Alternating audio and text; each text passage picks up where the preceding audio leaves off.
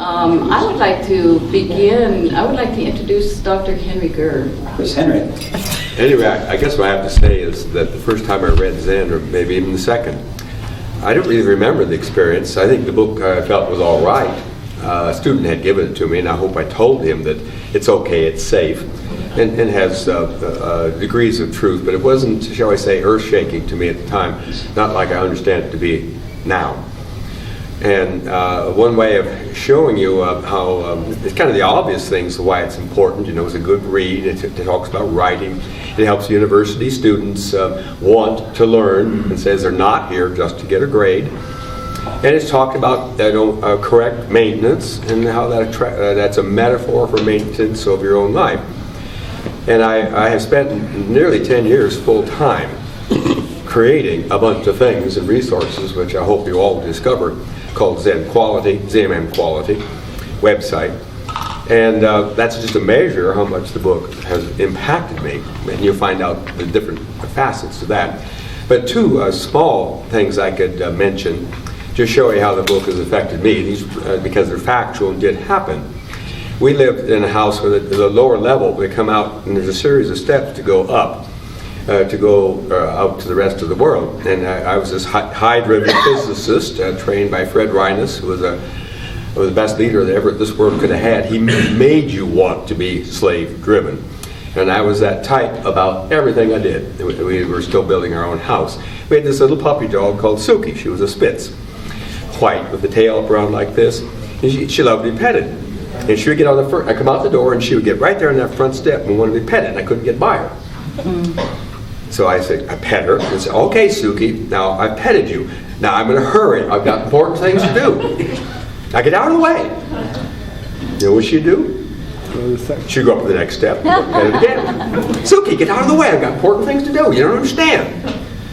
Well, after having read the Zen on Motorcycle Maintenance, I realized the very most important thing I had to do right then, slow down and pet Suki.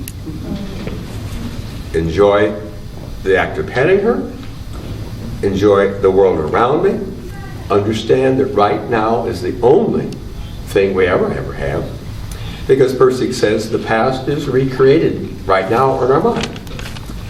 The future is created right now in our own mind. Right now is all you got, so you better enjoy it. And that's what I hadn't been doing practically all my life, a hydrogen physicist. So that's one example. And now similar to that, I come up to a stoplight, and I'm usually looking to the light, and I'm waiting for the yellow, and I got my foot on the gas, and I'm ready to go. No longer. I pull up the intersection, stoplight, that's all right. I'm just going to lean back, look at the scenery. In the south, we have a thing called live oaks that have their leaves green all winter, and they have a mistletoe on them and a little fern-like thing called a resurrection fern that turns brown when it's dry and becomes green when we had some rain. So I look around and again enjoy right now for as long as the stoplight is there. So this are some of the, now these are in a certain sense trivial, but in a certain sense they show the kind of impact this book can have on a person. Thank you.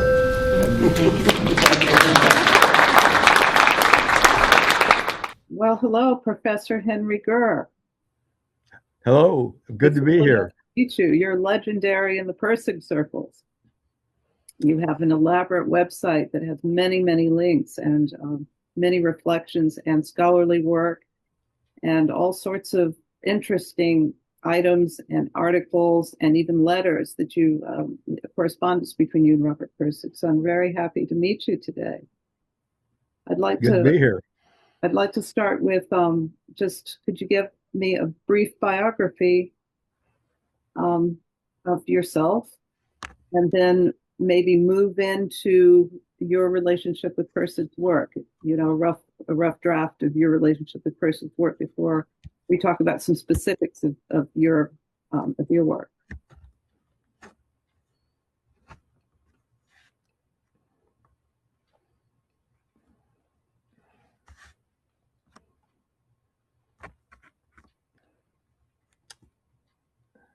Go ahead. Okay. Did you hear that first part? You wanted to give a biography. Now, I can give you a sketch of how I learned about the book, Well, why don't you tell the audience who you are to begin with, because we want to know about you. me. You want to know about me generally? Yes, just a brief biography before we get Oh, there. okay, okay. I didn't realize that was the question. Yeah. Excuse me. Well, as I say on my Professor Henry Gurr website, I grew up on a farm, and with my brother, took after my father, who knew how to build things and how to repair things. And I remember one experience on the farm. Oh, I was impressed with the model of the atom with the electrons whizzing around. Wanted to make a sculpture and be placed out at the road where our mailbox was. That never happened, but that is one of my thoughts. I I do remember probably middle school age that I wanted to understand why machinery, farm machinery, was built the way it was, why were particular pieces of metal were put in one place or another, and what gave it the required strength. And I remember that at first it was hard to do it, and I don't know why it was hard, but I eventually did learn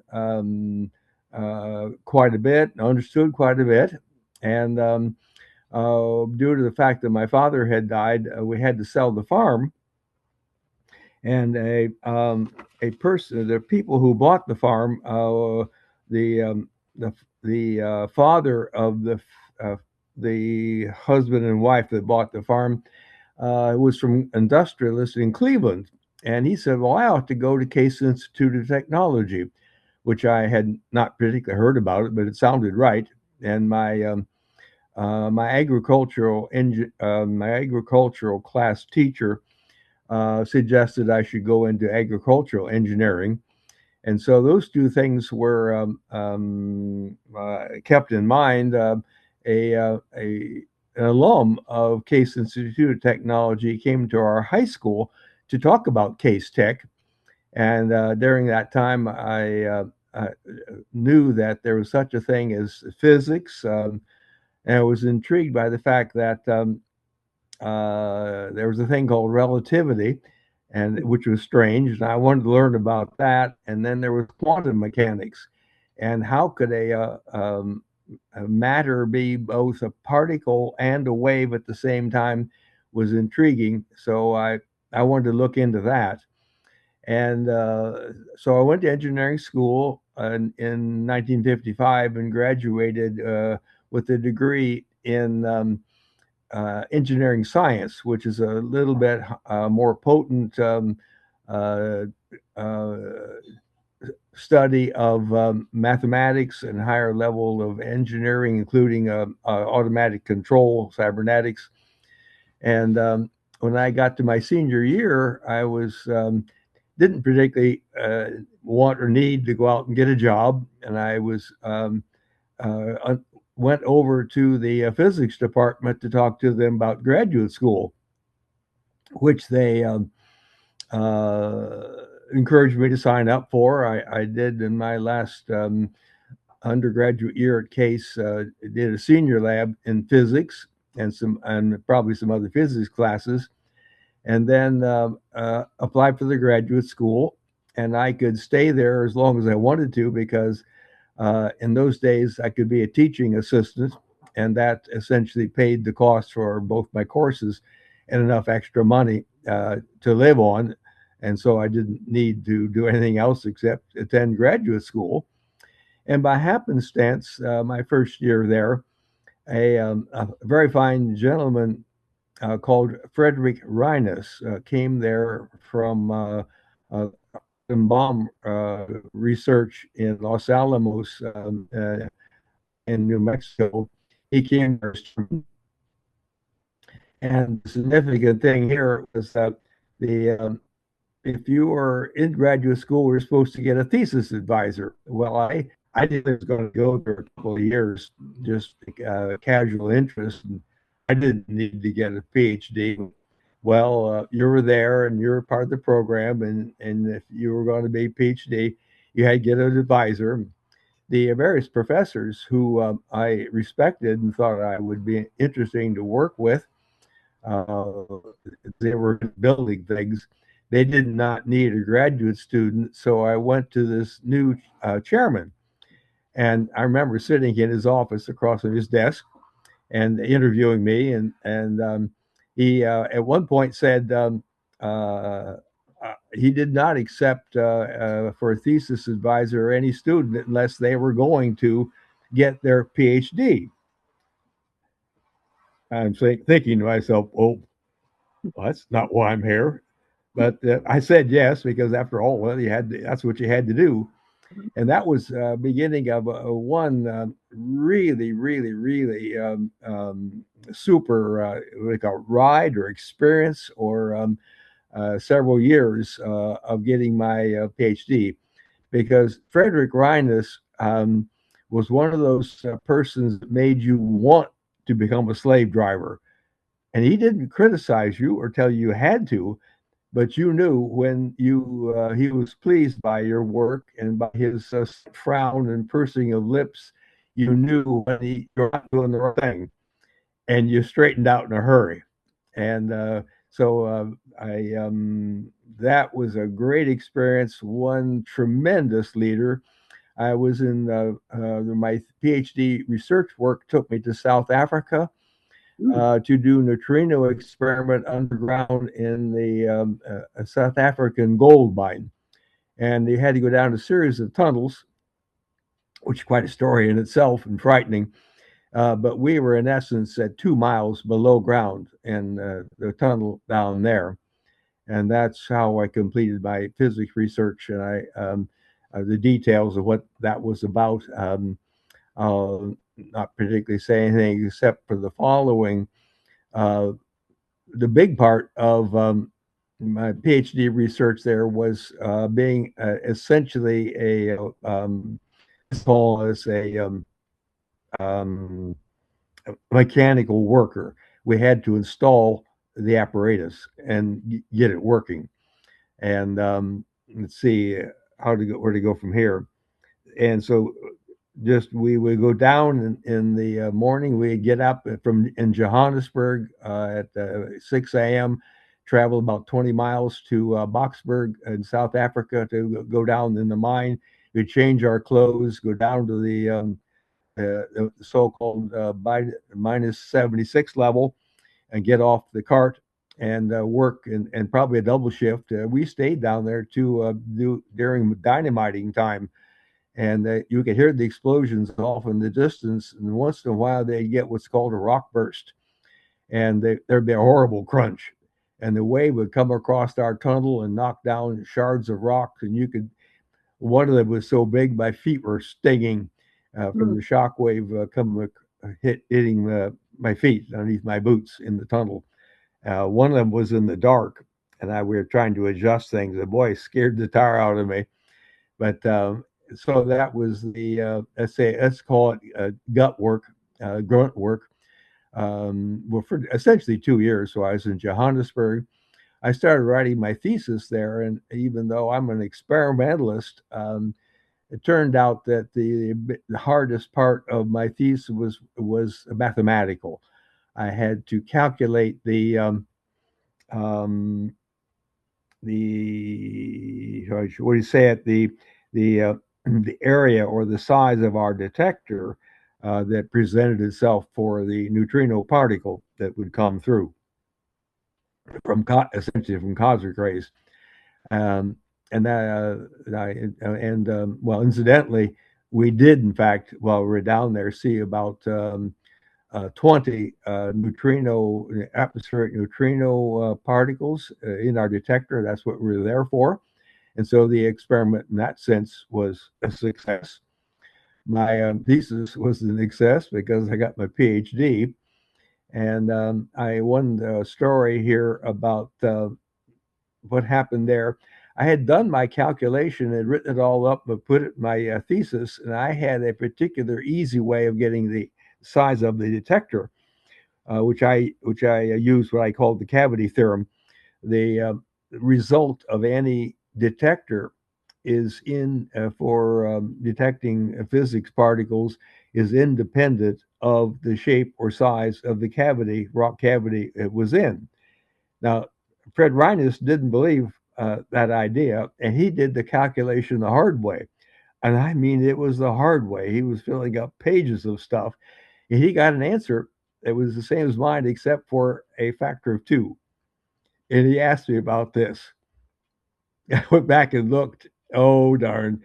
I forgot to carry a times 2 through at one point. So he was good that way. He didn't criticize me or jump all over me. But that is a liability in the calculation pages as I wrote out this left over a times 2 that should have been moved from one place in the paper next down, and I just didn't. So now then, How did you get into, so you got into teaching at some point? correct. Well, fill in here and try to make it short. I came back from South Africa, and I didn't know how to get a job. I was poor at getting jobs, and I asked Frederic Rines if he had any work for me that I could continue with when I got back. And he said yes. He had this. It turned out to be a very important experiment of his to detect the action of neutrino coming out of the reactor on an electron, so-called electron scattering experiment, which was when I first saw his work in his first demonstration of the detection of the neutrino particle in around 1949 or something. I thought he had done the impossible. Well, the experiment that undertook with him for the neutrino electron scattering was 1,000 times more impossible. Sufficient to say we did get an answer, but that took me back to South Carolina, and I worked on the neutrino scattering experiment for about 10 to 15 years, depending how you count things. And I wanted. I had seen as a high schooler a movie about the work of Albert Schweitzer in Africa. He gave up this lucrative medical career to go to Africa and devote his life to a good cause. I was impressed by that, and when I was had after I'd worked with Rines in South Carolina, here in Aiken, South Carolina, for about 10 years, I decided I needed to switch out of that, and I wanted to make a contribution and tried to get into teaching. And at that time, physics jobs were almost impossible to find. And it finally turned out that I was able to get in part-time teaching at the University of South Carolina at a new campus in Aiken, South Carolina, which was close to where the reactor buildings were, and started teaching there. And I had a mission. I really wanted to do very well at it because this was going to be my contribution, as it were, to humanity. And so I worked very hard and read a great number of books about teaching and creativity and problem solving and what do you say? A flash of insight, creativity. I'm scratching for other things. Psychology. Um, you can help me out. All kind of books that had to do with human functioning, and took all of them to heart. And as I continued teaching, a student by the name of Barry Johnson brought me a book, which turned out to be Zen in the Art of Motorcycle Maintenance, and gave me the book. And as I remember at the time, he wanted to know, was it safe? Was it okay? And I told him, yeah, it was okay. You don't have to worry about it poisoning your thoughts or making you go the wrong way. And turned out I never gave him the book back until after he got his own PhD, and I gave him a brand new copy because I still had his full of notes. But to make a point, when I had seen when the book first came out, a review of the book, I think it was in Science Magazine, and I thought at the time, I've got to read that book, but had forgotten about it until Barry Johnson gave me his copy.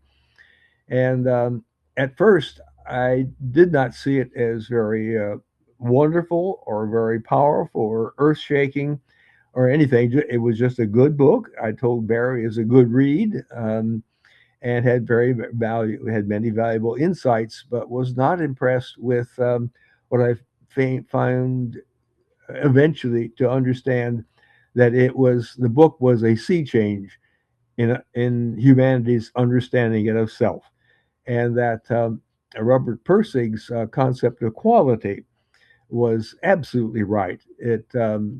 He had this metaphor called the following the track of quality, and that and lots of other things were right on, and things that I needed to know about, and my students needed about. And I had my students for about 5 years read the book, and it helped them considerably. I have what they wrote up about the book on my Professor Henry Gurr web pages, which is available. And just a powerful experience, an unforgettable experience, and it changed my life. Could I ask you a quick question? Sure, go ahead. So you have the book, your student gives you the book, you read it, it seems okay, but you're not really that impressed. Tell Correct. me about your transition between thinking it's not such an impressive book and thinking that it's really, maybe a theory of understanding reality that really resonated with you, or even greater, that is one of the better theories of reality. Yes. It just gradually built. I probably read the book up to 5 or 6 times. Mhm.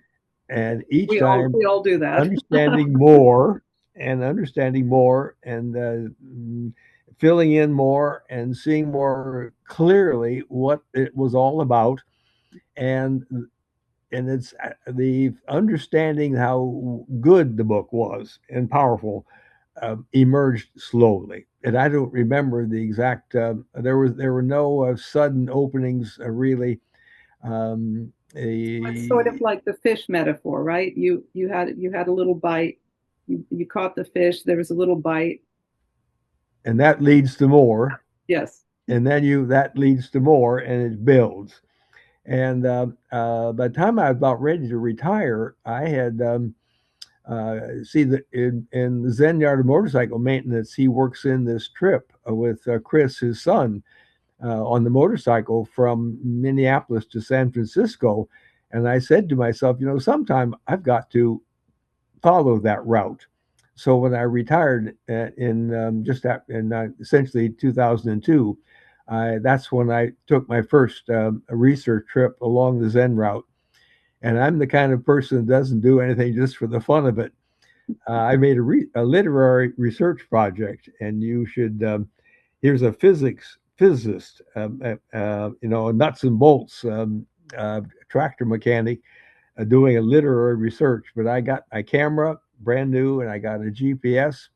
And for every sentence in the Zen Yard of Motorcycle Maintenance, where he describes what he saw along the route of the trip from Minneapolis to San Francisco, every one of those words I worked hard to try to find where that was physically along the route. Took pictures and took GPS recordings, and that became my first gallery of pictures, which you're aware of. Mm-hmm. And now my second trip was with David Matos. Took more pictures, and I'm in the process of adding those pictures and a whole lot more material and details and satellite views and maps. Wow. And explanations added to the site, and that's just about done.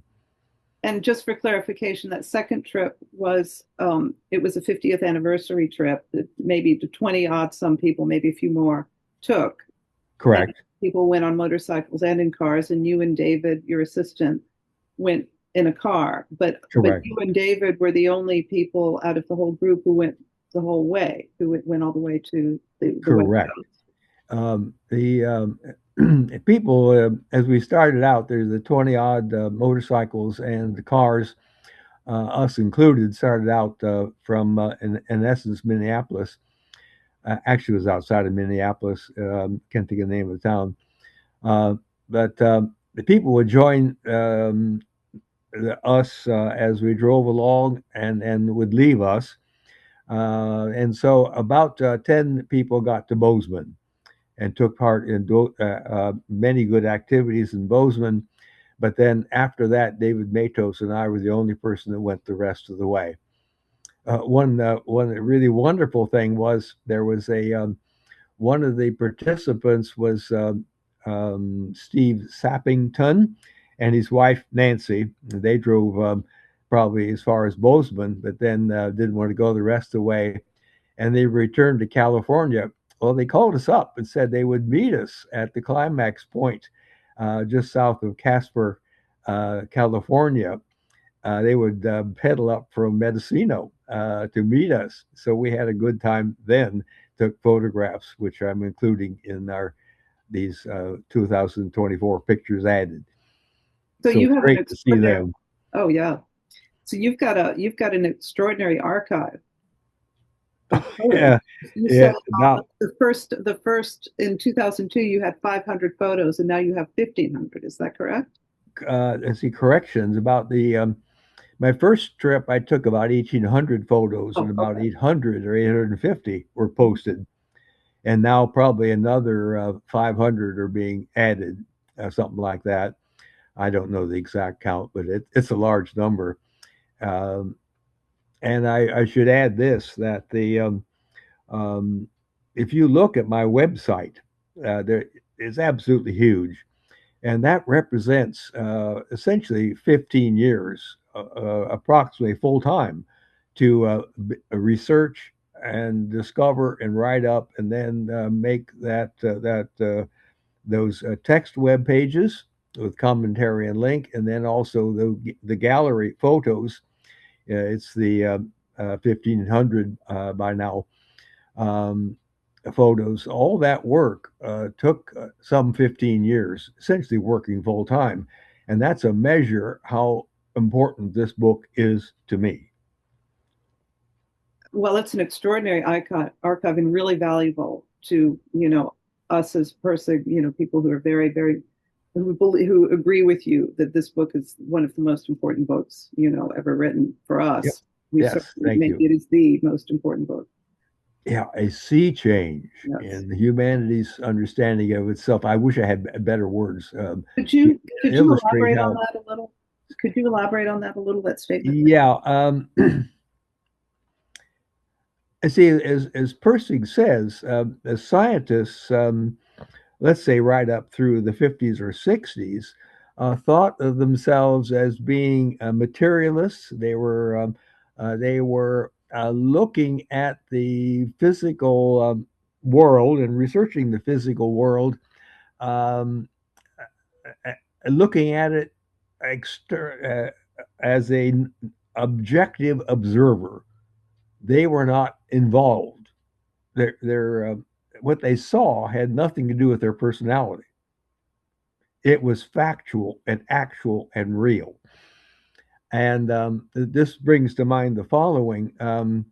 As I was going through graduate school, the impression I got from my professors was physics was studying reality, and what we saw was reality. Now, something that I discovered from a very important author for me, studied I read along with Robert Pirsig, is Owen Barfield, another immensely important author. His one of his books, Saving the Parents, is among the top 100 spiritual books of the century. Mm-hmm. Owen Barfield pointed out, the first time I ever was made aware of this, that no, we're not studying reality. Something is out there, but we shall never know what it is. What we're seeing and constructing is from our own human perception and we're making tools for understanding what's there, but we really will never know what's actually there except something is.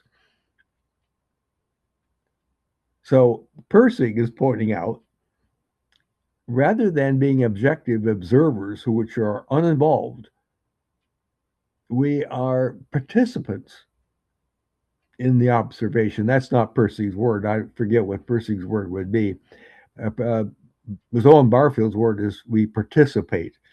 He says you don't know it, but you always participate. What you see depends upon yourself greatly, and Pirsig talks about that. And it is quality, or the operation of quality. And for me, quality is an operation of our mind. That's not Pirsig's point, but that's one of my points. Pirsig is an operation of our mind that connects and brings into our mind and makes us aware consciously of what is there, to the extent that we can become aware. And that whole process we are very much involved with. And so we are not objective observers. We are, what would Pirsig call us? We are quality observers. Yeah. So we have there is something unknown, let's say, and we can call this quality, and it hits us in a certain way, and then our minds make sense of it, and we call it reality. We call it reality, and everyone, and this, as Pirsig says, this is the only reality we're going to know. And I think it more or less stops at that point. It's Owen Barfield that says that you'll never know what reality really is. Go ahead. Well, Pirsig, would you say that that's the same thing that Pirsig is saying when he says that we don't know what we can't define quality, but we know what it is? Correct. And there's reason we can't define or say what quality is because it's something that happens in our, this is my interpretation, something that happens in our mind unconsciously. We're totally unaware of the quality operation of our mind until it comes into our conscious mind. And we have no way of knowing how it's done, except we suddenly now see and understand that it is. We recognize that it is when it's there. Yes, and I call those mental arrivals. Yes. And so of course, that gets close to my theory of mind. Yeah, so maybe I'd like to go, I'm going to put a pin in Owen Barfield for something I'd like to ask you about, but let's move into your theory of mind and how, and maybe what it is, and then maybe bring it back a little to Pirsig once you've described it. Yes, to help the listeners to this interview, if you'll put up links to my website, and now my discussion now will pick up from the discussion which is in the ninth blue link down from the top in my website. I have it right in front of me. It's a cognitive theory. Our problem-solving brain automatically and spontaneously finds optimal, best or near best solutions to life's oncoming problems. Now, say that again. This is from your website. Yes, go ahead. Your title is "For a Philosophy and Psychology of Mind Now Discovered: The Needed and Vital Rosetta Stone for a Cognitive Theory. Our problem-solving brain automatically and spontaneously finds optimal, best or near best solutions to life's oncoming problems." Now that is the second link down, I think, first or second. If you look at, the one that people might want to, was two of my web pages people might want to read. The one you're reading from, I think, is the second one down. And the one that is probably easier to understand, and for persons who are Pirsig enthusiasts, the ninth link down is probably the place to start. And I want to bring up on my computer something that'll help me read, which is right here. Um, let's see. See that ninth blue link down on my website says this. Starts off with the following, and this is essentially out of this. Pardon.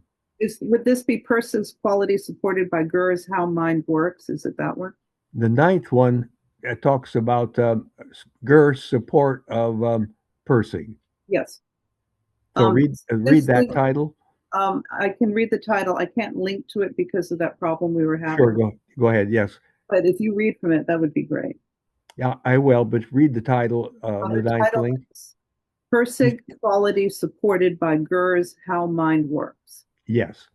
And the very top of this page starts off as following, which is essentially out of Pirsig's Zen book. Mm-hmm. But how do we know what's good or best?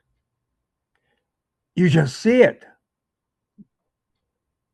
You just see it. You see what is good. Now, enthusiasts of the book Zen, the Art of Motorcycle Maintenance will find solid support for what Pirsig says in Henry Gurr's cognitive theory of how our mind works. Henry Gurr's cognitive theory explanation is based on the general problem-solving brain's automatically and spontaneously finding optimal or best or near best solution to life's oncoming problems. I'm serious about that. And it seems strange. How could our mind possibly know what and find what is best? But as I say on practically every one of my 9 blue links, it's if you pay attention and study this, and it's the purpose of my site to bring people, to help people know what to look for and when to look for, to see that it's obvious that your brain automatically, spontaneously finds what is best or near best. It's built in. And that seems a little bit ludicrous. How can a brain know? But first off, you can, if you pay attention and learn how, you'll see, yes, it's true again and again and again. Yes, it is true. And to try to put a point on this, what is best or near best? If you think about it, well, yes, that could be, and for me is how the brain does it. What kind of criterion could it use? How could it know what is best, except that it looks at things and finds better. I call it partial fit, and then finds a better partial fit, and then finds a better partial fit, and finally arrives at least what comes to your mind consciously is the current best fit. It essentially mountain climbs, and that's how it finds what is best. And so look into it, and you will be amazed, and yes, you'll find it true. Now, for me, Pirsig book, then now I'm again reading from that 9th blue link. Pirsig's Zen book has the beginnings of an explanation or theory of how our mind works. An example of this, of how our mind works out of Pirsig, but that which causes us to invent analogs to quality. Period. Quality is the continuing stimulus which our environment puts upon us to create the world in which we live. All of it, every last bit of it. Now that is a theory of our mind works. And that's one example. That same page directs the reader how to find many other such examples. And now a good example is, and it's this one. Let's see. I'll move now to a different approach, which builds further, saying much the same thing. for example, in the Zen book, Pirsig says about the ability to see good writing. What is how do we see good writing? And he makes this point about his students at Montana State University. The reluctant student might, this is a quote from the book, the reluctant student might ask in class, but how do we know what is good? But almost before the question is out his mouth, he would realize the answer has already been uh, supplied. Some other student will usually tell this student, you just see it. And if he said, no, I don't, he would be told, yes, you do. He proved it. The student will finally and completely uh, be trapped. Excuse me, start again. The student was finally and completely trapped into making quality judgments for himself. And it is just exactly this and nothing else that taught the student to write. Now, all of that, uh, shall we see, parallels and equals what I'm saying in my theory. You see what is good. Your brain does it for you automatically, spontaneously.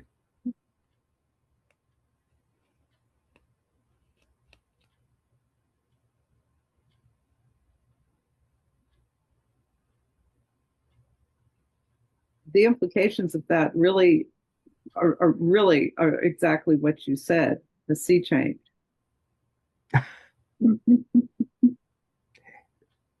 And part of the sea change is this whole concept of quality. Yes.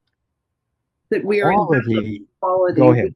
We were not, it's not, the objects don't contain a quality that we discover. We are enveloped in quality, and the quality makes itself apparent to us. Yes. It's almost as if, we're radios picking up a signal. Yes. Yes. Yeah. Now, I want to emphasize is that this operation of quality, the Pirsig explains to us, and he does. It's a very difficult explanation, but you have reading carefully, it finally comes through. And now, what I want to add to Pirsig's quality is that quality is an operation of our mind. He doesn't say this, but I do. It's quality is something that our mind presents, or well, our mind um,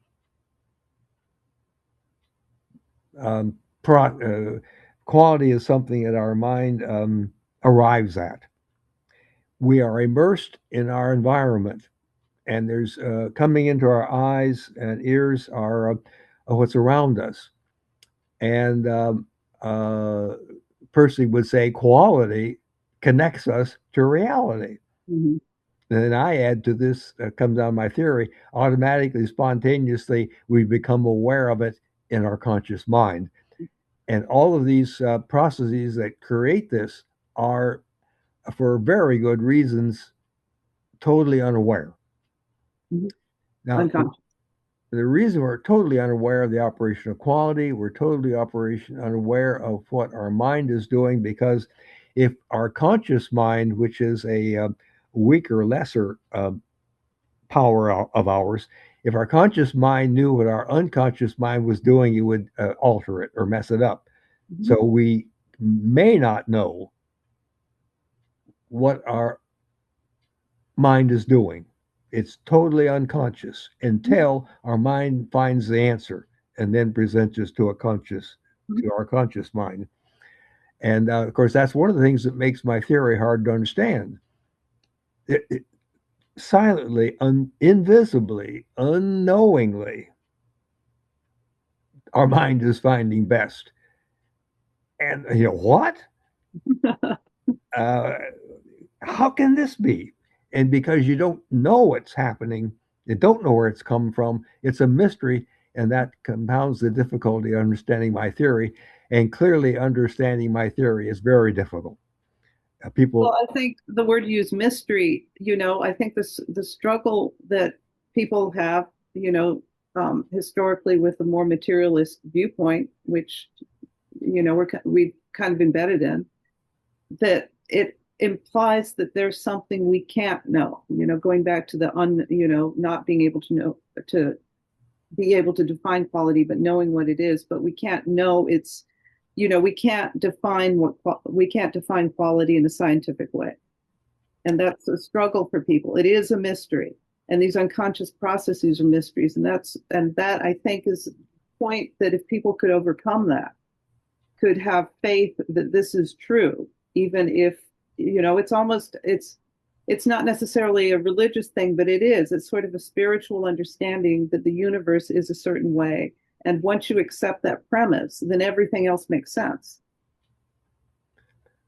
yes. And the premise is that our mind, quality, we're embedded in quality, and our mind will find it eventually, unconsciously, and make it conscious. Yeah. Mm-hmm. And yeah, to reiterate the fact that it happens without our awareness, and the fact that Pirsig's quality is difficult to understand. Mm-hmm. It just takes a great deal of time and exertion to begin to put put both my theory together and Robert Pirsig's quality together. But what I'm trying to say here is the two of them reflect upon each other. They agree and support each other. And you got to work pretty darn hard at it. And I want to emphasize that very few people, or practically no one, has come to grips with my theory well enough to write back. Well, come to my grips with my theory well enough to begin to see it for themselves. Almost no one has done that, and part of the reason I know that because no one has communicated back to me and hey, this is pretty good, and no one, the people I have tried to talk to, essentially the discussion dissolves into nothingness. They give up. Well, you're certainly putting what I can see on your site, and I know there's more once the link problem is solved. You do have you've got a graphic as to how this works with the 9 senses. Say more about that. You have a graphic. I lost it. There was a graphic you saw that you put in your theory. If you're trying to bring up something, it doesn't work, let me know. Maybe we can figure out a way around it. Well, the point I'm making is I think that you've got some, I think that you've got some really good, explanation of your theory. And you have a graphic that makes it, at least as a way in. And I wish I could bring it up. It's I think I know which graphic you're talking about. Go ahead. 9 senses, Yeah, on the one hand, we have the senses coming at us through our the 5 senses have the outside environment acting on our 5 senses. Go ahead. You have 9 senses. What do you know? Well, yes, there's the traditional 5 senses, but the 9 senses, take the 5 senses, which are seeing, hearing, taste, touch. Can't think of the other, kinesthetic. You have more senses. There are senses of your body motion, where your muscles are, what you're sitting on. You have a mental image inside your mind of what's out there.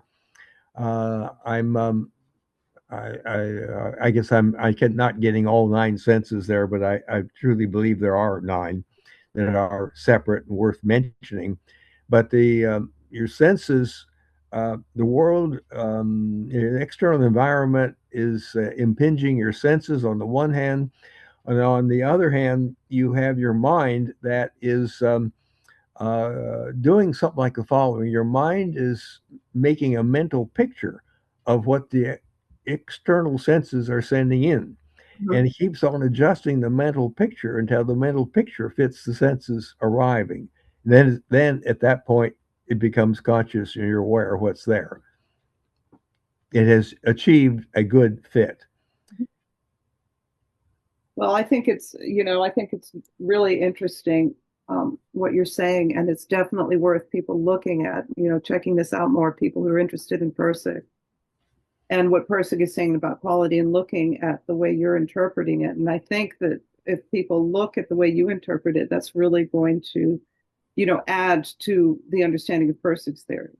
Yes. Like you said, it's a different way of putting it, which is always something, adding to, like building on, as we were talking about. And saying again, my theory supports Pirsig and Pirsig supports my theory. yes, and I think The two of them are supportive to each other. They work together. And you can read one, gain understanding, you read the other, gain understanding back between, going back and forth. Maybe that would help the reader, come to a coherent whole, cohesive whole. Which is the expansiveness that Pirsig talks about. If you follow what's best, there will be an expansiveness because that will bring you to something else it'll bring you to the next stage of what's best. And the convergence of the two theories can can help clarify what Pirsig is saying and what you are saying simultaneously. Yeah. Yeah. Yes. Good say. Which is more expansive, which can increase, our understanding. Yeah. Well said. But mind you, this is difficult territory. I get it. Well, and not many people get there. Well, most people find, when the first time they read Zen and the Art of Motorcycle Maintenance, they find that difficult territory too. Yeah. A lot of people really have to, find help in understanding what Pirsig is trying to say. I certainly did. And that's why we have a guidebook to Zen and the Art of Motorcycle Maintenance. And we have just many people trying to interpret what he's trying to say, sometimes getting it wrong and sometimes getting it right. But the fact of the matter is, what's best is a real thing. Yeah. Quality is a real thing. So you mentioned Owen Barfield, and I noticed that you and Pirsig really corresponded for for several years. Correct. And so you had sent Pirsig the Owen Barfield book and a book by Michael Polanyi. Is that right? I sent. I communicated for a number of years with Owen Barfield. Oh, wow. That's very interesting. Let me make a side point here. This is on one of my web pages, is how I discovered Owen Barfield. Okay. And try to make this appropriately short. A friend of mine who taught at the University of South Carolina, Aiken, was a chemical engineer, a chemist at the Savannah River Plant. And he was aware of a Victor Thayer who told him that Owen Barfield's book, Saving the Appearances, is one of the most important books that Victor Thayer knew of. And I was talking to Harold Kelly. I wanted to learn more about the flash of insight, the aha reaction. And Harold Kelly brought me Owen Barfield Saving the Appearances 4 times, urging me to read it 4 times. And I gave it back to him 4 times, saying I can't get a thing out of it. Well, finally, the door opened. I can't remember exactly what triggered this, but the door opened, and Owen Barfield became one of my most important authors or writers because he's very perceptive. Absolutely perceptive, and I'm not the only one that said this. Now, I should try to go somewhere with this. So, Owen Barfield Saving the Appearances is way up there. There's one of his early books is called Poetic Diction, and you should marvel at this tractor mechanic, the physicist, reading a poetry book. I used to hate poetry. I didn't think it was worth a thing. But Owen Barfield's Poetic Diction, he says it presents somewhat a theory of how our mind works with words. And that is true. He talks about in poetic diction. In essence, these openings that can happen and how they happen in poetry, reading poetry, which of course fits my theory. And now I'm losing track of where I'm going with this.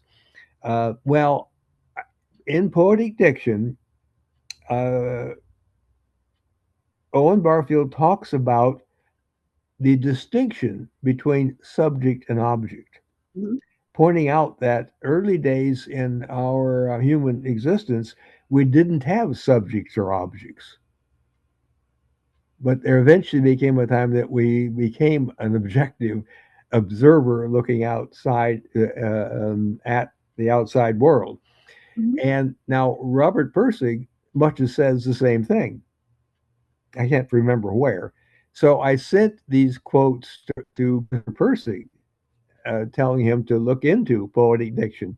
Well, he wrote back and said it's great to see somebody else agree with him, and I could tell that he was disinclined to do any further. So disappointment to me, he never picked up poetic diction or even Owen Barfield, I do believe.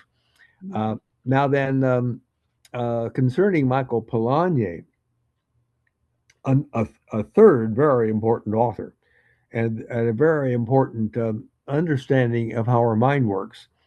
And he has written Michael Polanyi started out being with a very successful physical chemist.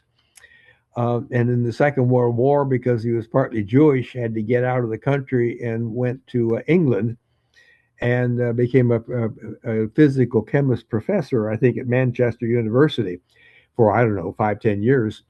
And then he wanted to change into philosophy, in essence, because he could see how something very bad went wrong, which caused the Second World War. And he wanted to try to find out what that was and what could be done about it. And he started working very perceptively and with how our mind works, in essence, although that's not his term. And he came up with an idea he called personal knowledge. Personal knowledge, and what we know as a person, is what we use as a tool to understand the world around us. Now, he has quite a number of books that develop that, and all of which are hard to read. But the book that is best and most coherent, easiest to read, is his last book, uh, written with the help of another author whose name I can't remember, called Meaning, just Meaning.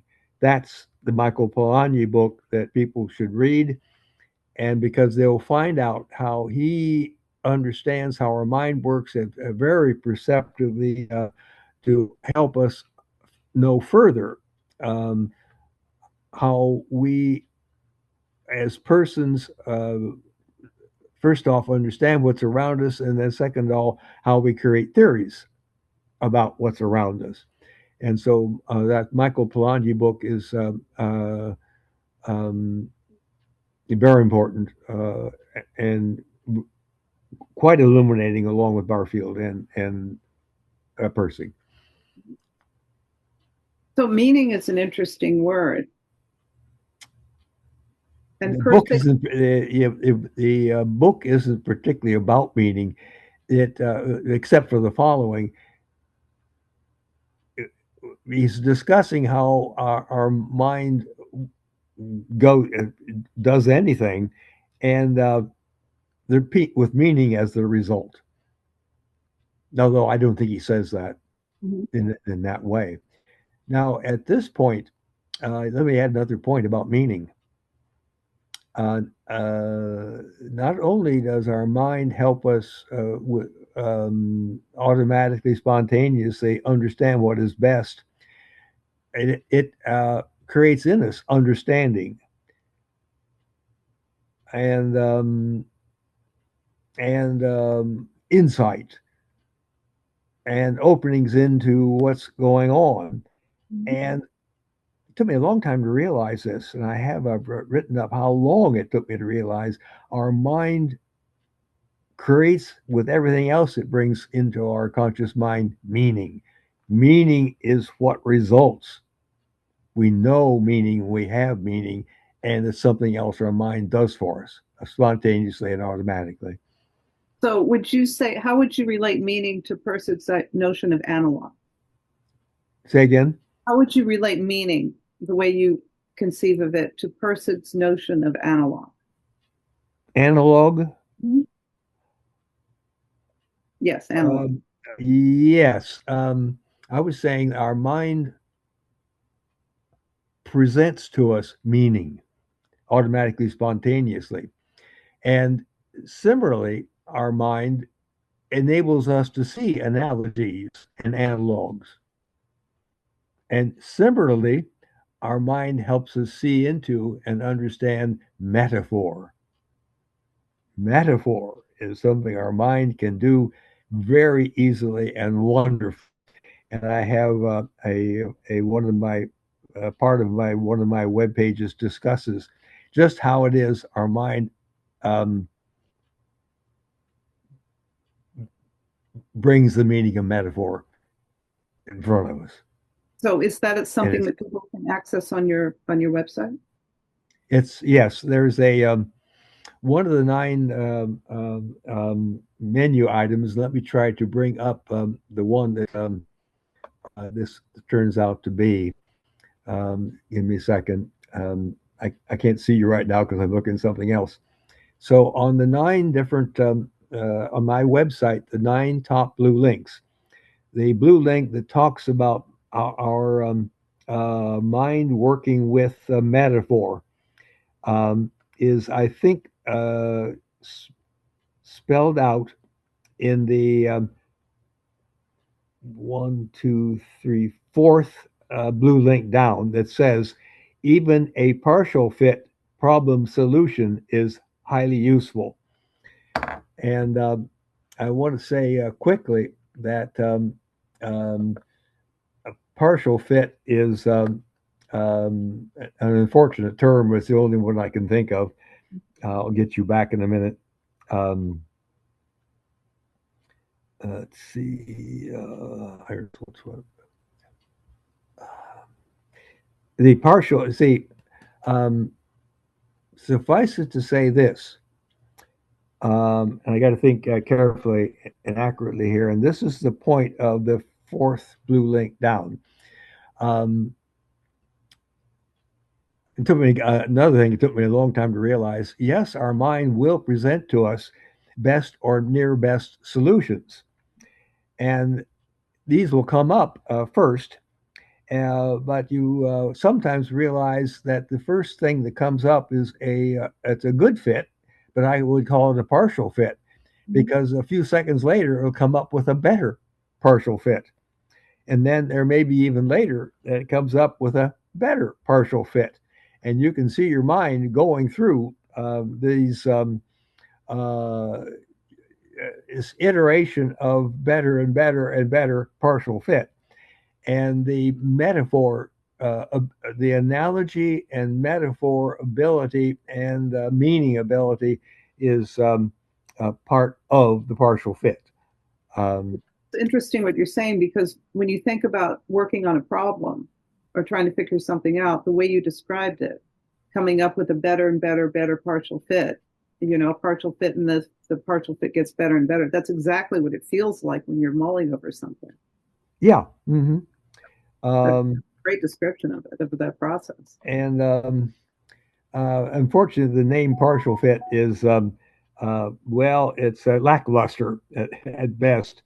I wish I But had it's very a better name, but but pardon? it's very descriptive. It really It says what it is. yes. Let's see now. I'm trying to find you here on my. Oh boy, where'd you go?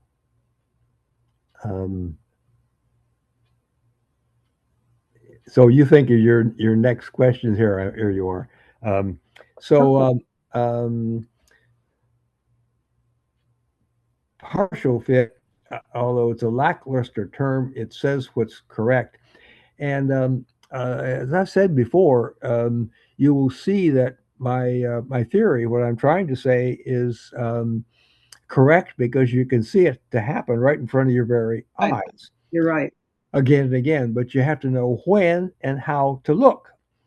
And one of the things about partial fit is, um, oh, for example, if you're seeing a camouflaged animal or a picture of a camouflaged animal, you'll see the surrounding brush and grass and trees, and then all of a sudden, oop, you'll pick out where the animal is, the camouflaged animal. Um, and now another example comes to mind. I'll tell this is kind of a long story, if we can work it in, if it's okay. Sure.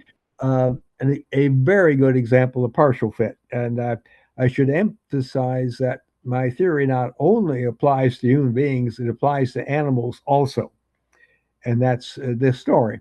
One day, oh, I don't know, this must have been 15 years ago. I was out walking with my dog Cinnamon, and Cinnamon is a very alert and capable and cautious doggy. Let me assure you this.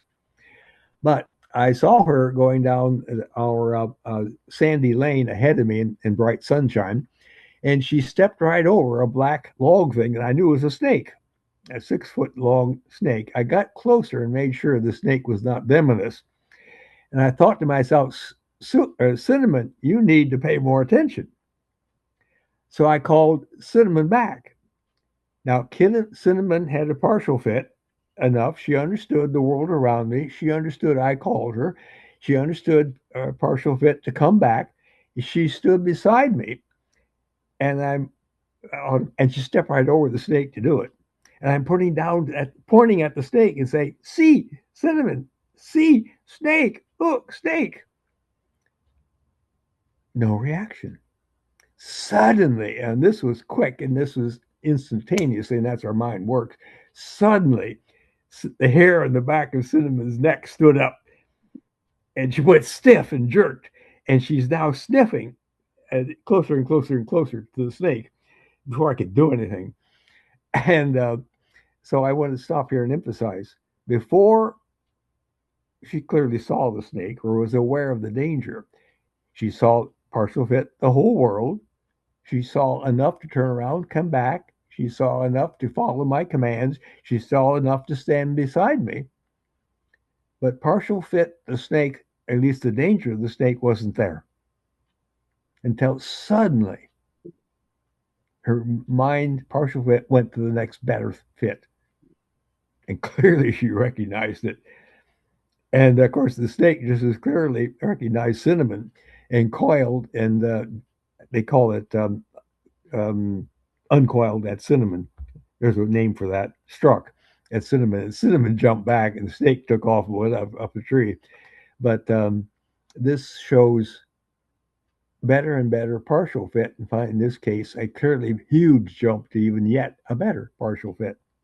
And it seems like the dog, Cinnamon, and the snake had the full realization, the full fit at the same moment. Yes. Mm-hmm. No, the fit for Cinnamon was first, and then she leaned down closer and closer, and when she got too close, the snake struck. So that was the second event. And now another partial fit. Of course, Cinnamon jumps back, and she was quick enough. And now I emphasize, I made sure this was not a venomous snake. Now, if you persons who hearing all of this can watch for this transition to better and better, it happens during writing.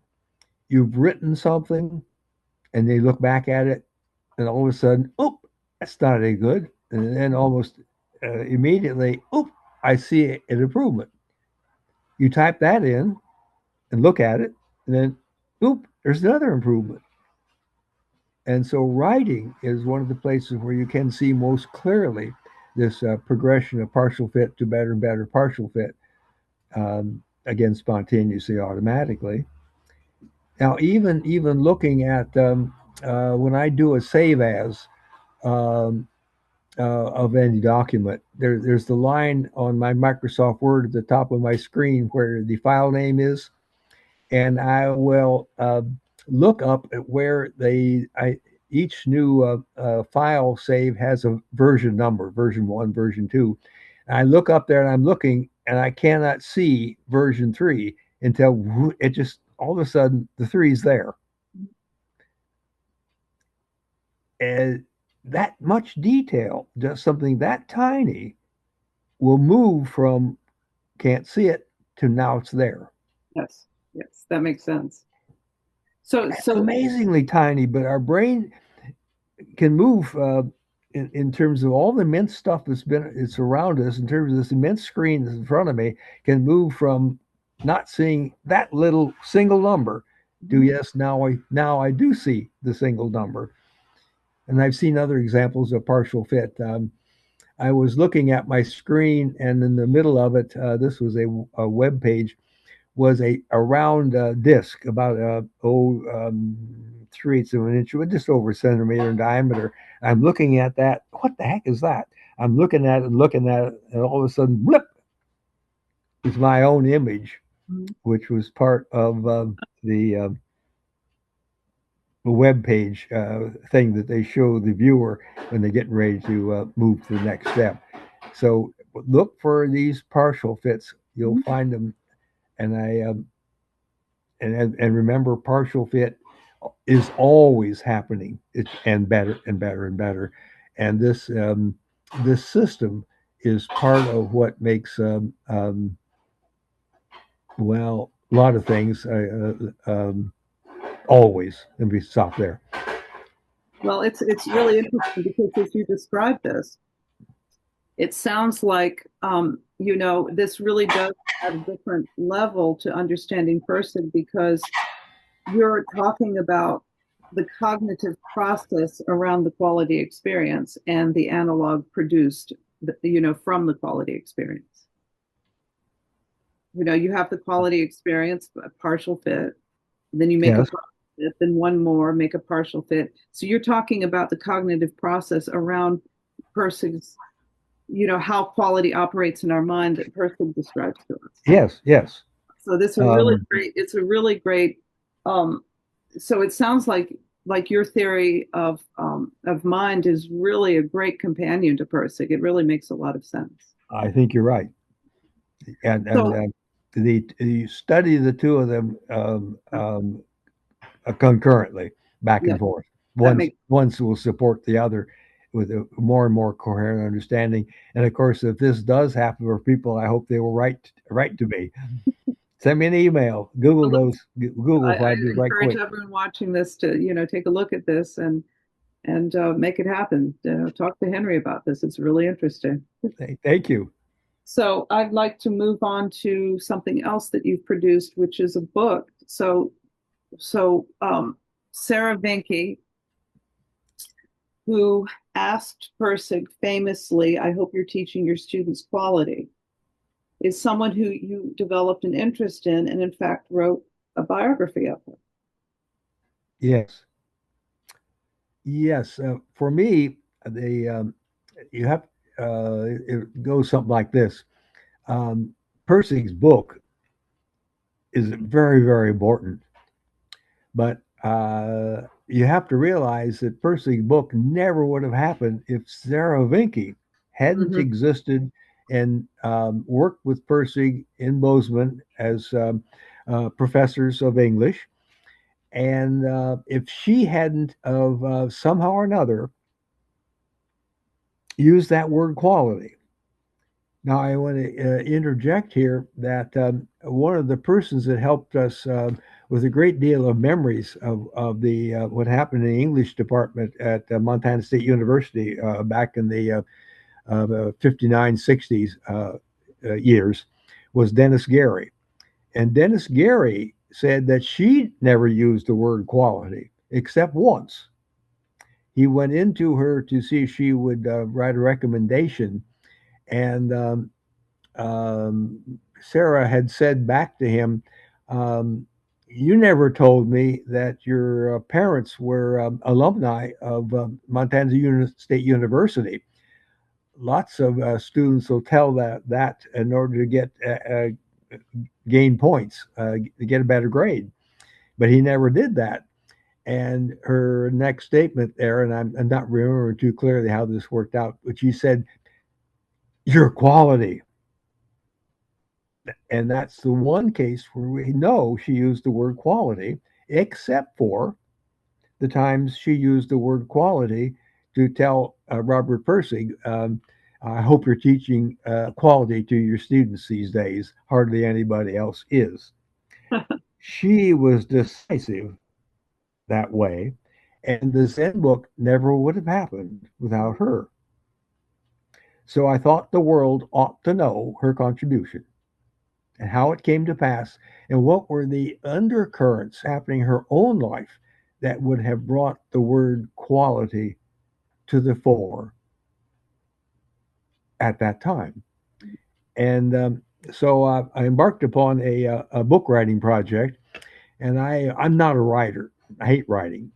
Um, uh, so I decided, well, we'll get help. And I had just seen a book report called A Woman of Quality, which talked about a Lady Lovelace. Um, I think of her name in a minute, who was, essentially a teenager, a supporter of Charles Babbage in his construction of the first mechanical computers.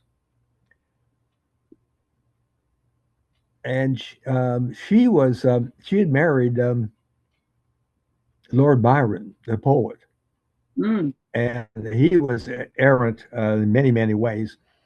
No, that was his mother. Her mother had and divorced, but the mother took what became Lady Lovelace um, and raised her. But Charles Babbage was a big part of her life, and she actually wrote up um, the sum of Charles Babbage's work and wrote up a talk he had given, which was reported in Italian. She translated that and made a further contribution about the workings and how to program Charles Babbage's computer. And many people call her an early programmer. And so a writer by the name of James Essinger had written a book about her called A Woman of Quality. And I'd seen a review of that in a website, technical website. I remembered it, and I went back and read what he had written about Lady Lovelace and her Charles Babbage. I wish I could think of her name. Um, and saw that, yes, that was good enough, and he was a recognized author. I hired him to write a biography of Sarah. Mhm. Now, I told him to look at my website and just take everything I said about Sarah and make a book out of it. Well, in essence, he failed, and I had to call him back again and again to, what's the word? There's more there. Go get it. Now put it in a biography. And even when he came up with uh, um, just wasn't enough. And I guess I'll make an emphasis at this point. As part of my biography effort, I made a research trip to Sarah Vinky's hometown and researched her life there and found her farm and found her mother's house in a little town called the Dallas Center in Iowa, western Iowa. It's up 30 miles north of Des Moines. And I thought all this material about her life ought to be in the biography. Well, he wouldn't put it in at all. So I was left to put all the discoveries into a separate web page called the Sarah Vinky biography resource page. It's another one of my web pages and is really encyclopedic. None of it was in our biography. And that turned out I had to end up writing about a third of the biography. And we thought we would find a publisher, but failed. Just even though Charles Essinger was a published author, it just simply didn't carry enough weight, and nobody would publish the book, and I had to publish it myself. And so it finally, I had to learn how to use Amazon. Oh gosh, they have a name for it. Amazon, in order to create a book, it was really how to make a book on Amazon's KDP or something like that Yeah, KDP, that's what it's called. is really quite good and successful. And yes, you can do it. And that's what I did to create the book. So it's now available both as a about a $1 download, a digital, and or a paperback for about $12. And so that's the story behind uh, the, the biography of Sarah Vinky. And let's get the full name of that book because it was written for a specific purpose to bring out a particular point. And let's see if I can find the name of that biography. Um,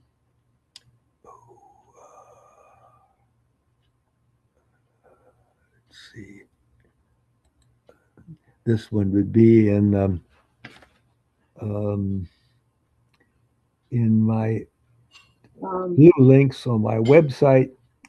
I've got it. Could I read it? Yes, go ahead. Woman of Quality, Sarah Vinky, The Divine Sarah, and the Quest for the Origin of Robert Pirsig's Metaphysics of Quality in his book, Zen and the Art of Motorcycle Movements. Yeah, yes, that's our biography. Read it again with emphasis.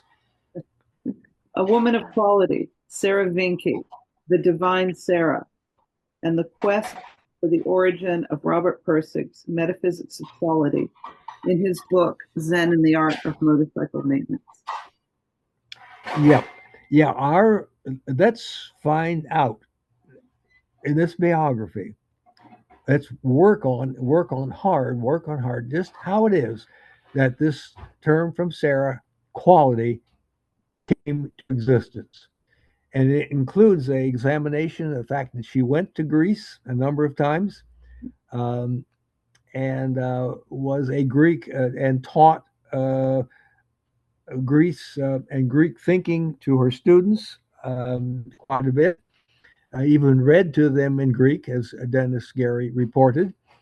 And somehow or another, out of this experience, this word quality came to the fore when she talked to Robert Pirsig and to Dennis Gary. A couple of things to mention in here is the book title starts off with a woman of quality. Because she was a quality woman, and of course, a woman of quality as she invented the term quality as used by Pirsig, and that echoes Essinger's book, A Woman of Intelligence. And then another one in there we've worked in is the Divine Sarah. The students called, this is reported by Pirsig, students called Sarah the Divine Sarah, and went on to say that when you went to her classes, your head just came out twirling and swimming with ideas when you got out of her class. So that was the Divine Sarah. So she also was teaching quality. Absolutely, but she never used the word. It's interesting. Never used the word. It's interesting that she was a Greek scholar. I wonder if she had ever used the word arete with Pirsig, because in the book, he finds it independently. He finds it on his own. She used the word arete with him. I forget where, when. Well, that's interesting. Yeah, people should, Zen enthusiasts should all have a copy of a full text copy of Zen and the Art of Motorcycle Maintenance, which I'm trying to bring up right now. And let's see if I can find in it Arte.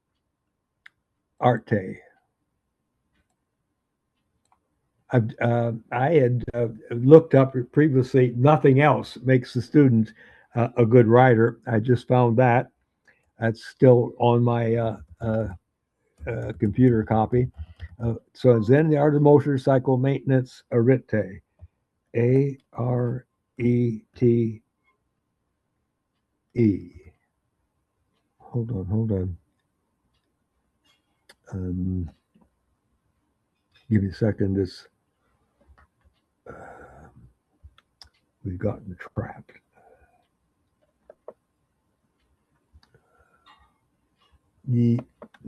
So think of your next question. Well, I do have one last question for you. Well, and I'll get this in a minute. Hold on a minute. Maybe I just about got it. A-R-E-T.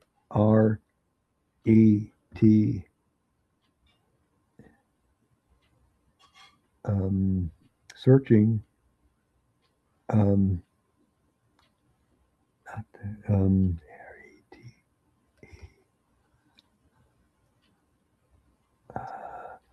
Okay, I don't find it. So arete came up in other contexts. Apparently, it's not in the Zen book. Go ahead. You'll say, go ahead. So Henry, I have one last question for you. So at the Chautauqua was a tribute to Robert Pirsig in 2012. Correct. In Bozeman. And many fans attended, and you were there, and McWatt was there, Lee Glover was there, several people who are great, very important in the Pirsig circle. You delivered a speech, a wonderful speech, a 5-minute speech, and I would love to know more of your reflections on that speech, because it sounds like your understanding of Pirsig really not only was a sea change in your understanding of reality, but it was a sea change in your approach to life. Can you talk more about that? Now, the speech you may be referring to was during the open mic session, 4 minutes long. Yeah. Is that the one? Yes. Where you talk about a shift in attitude. Yeah. I'm in that vignette at the open microphone. That was on Saturday. I said first off how I created my websites, both in research, and how that took back at that time 10 years of my life, saying that illustrated how important the book was to me. And then I gave 2 stories about how the book changed me. Mm-hmm. And one story had to do with our spit dog, Suki. Shall I tell that story? Well, I'm going to include the clip. So the story's in the clip, but I'd like you to talk further about, your shift in attitude about life from Robert Pirsig that you describe in that clip, which is being present, that you had not been so much before that. Correct. Yeah, see, in the Zen art of motorcycle maintenance, the Zen part has to do. Of course, there is a lot of discussion of Zen, but one aspect of Zen that's in the book. Now, Pirsig never says this directly, but the Zen in the book is be present in the now.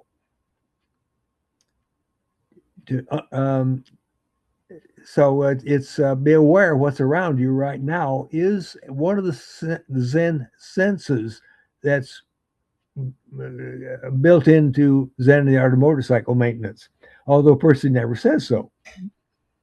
Now, but at one point he does say, and this is what I gave in my talk, I said that one of the things that was brought over to me is this sense of being present in the now. It was at one point Pirsig says, the past is created in our mind right now. The future is created in our mind right now. So right now is all you have. You better pay attention to it. You may respect it. You may take the time to be in the now. And that point came across to me.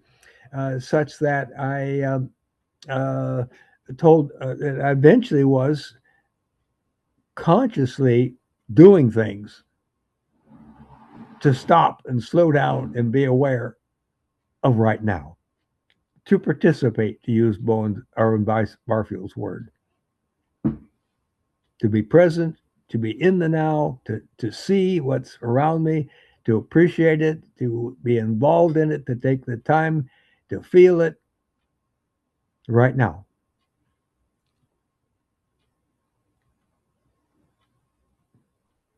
That's beautiful. And that's quality. Yes, yes, yes. Well, Henry, this has been a wonderful discussion. It's been so interesting to talk to you. I've really enjoyed this.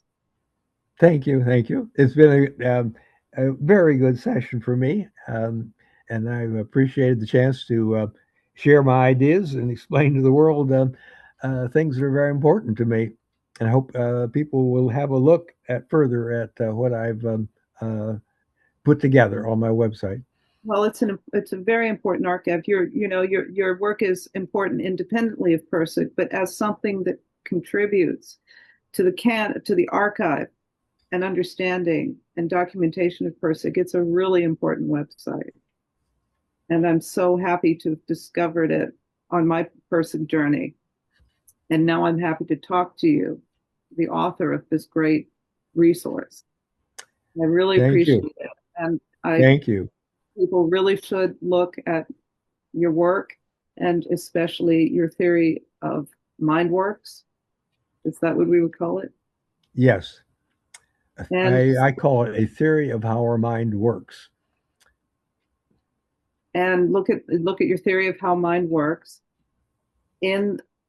as something that can help them further understand Pirsig's theory of metaphysics of quality. Yeah. Yes, and I should add here that in order to understand the theory, you have to watch your own mind at work. That's right. And it is the purpose of my web pages to help describe when and how a person must pay attention to in order to see their mind at work, and to see, in fact, our mind does spontaneously and automatically find what is best. And you can really only do that in this moment, right? By paying attention to this present moment. Yes, yes. That's one of these right nows that you got to learn how to pay attention to and when to pay attention to. So if you want to expand your sensibility of quality and live a more quality life, following the Zen principle of being in the now sounds like it's pretty important. I agree. All right, Henry. Thank you so much. And I hope we can talk again. Okay, same here. Have a good day. Goodbye. Goodbye. Bye-bye.